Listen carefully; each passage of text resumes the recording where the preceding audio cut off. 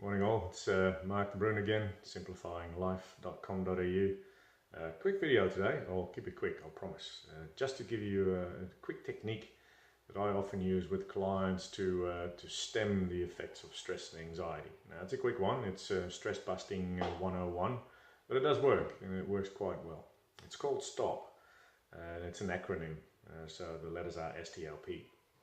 And I'll explain each and every one of them. It's meant to help you get rid of the fight-flight reaction that we often feel when we feel we're in stress, or when life gets a bit too much, or when we're faced with something nasty. In order to get our body back in control, because that starts pumping all the adrenaline and cortisol out, which are actually not that good for us. An acronym or something to help us calm down is a good thing. So here's STOP. So the first letter in the acronym STOP is obviously the S for stop. Stop what you're doing.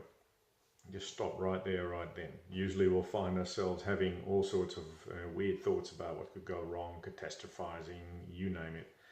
And the idea is to just stop. Just stop. So stop what you're doing, try and catch yourself, do something that actually makes you aware of the present moment. So stop right there and then call yourself to order.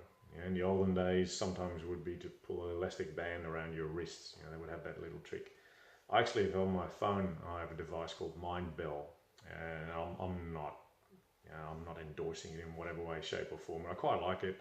It dings every half hour. It has this nice Tibetan gong sound, and it forces me to stop. I use it as a stop mechanism.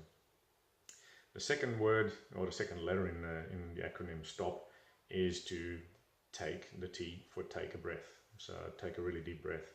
I've done a video before on the 5-1-5 breathing, and that works really well.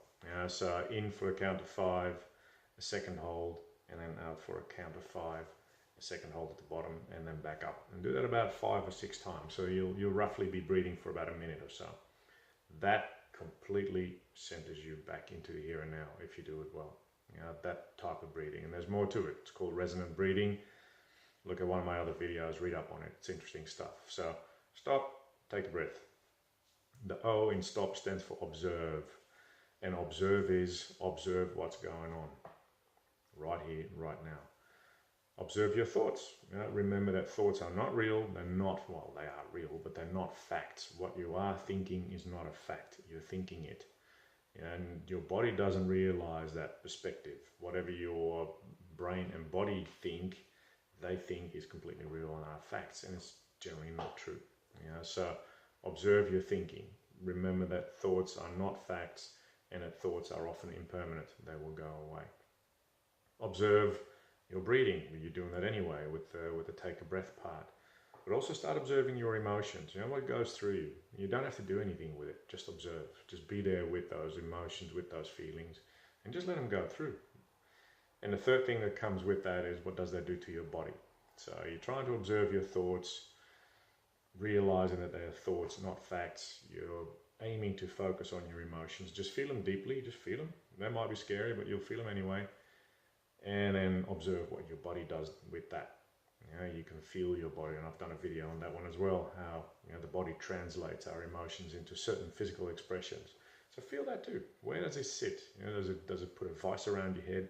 Does it give you a tight chest? Does it make your breathing a bit labored? Does it give you a heartache? Does it give you a neck ache? Wherever it sits, clenched jaw, you mentioned it. Just feel. No judgment, just feeling and observing. And then the P stands for proceed. Now proceed doing something that actually helps you, that is useful. It could be thinking about a more effective way to deal with the issue. It could be ringing a friend. It could be having a nice bath with Epsom salts or whatever takes your fancy. It could be going for a walk. It could be just sitting still and doing some more meditations, whatever works for you. But do something else than the anxious thinking or the worried thinking that you were doing initially. When you keep repeating that cycle, that stop cycle, and build in certain parts of the day where you can do that deliberately, even if you're not feeling too badly, but just put in a stop moment, like I do with my Mind Bell. When it dings, I just take a quick break, and do my breathing thing. I've got a little affirmation, a run in my head, works a treat.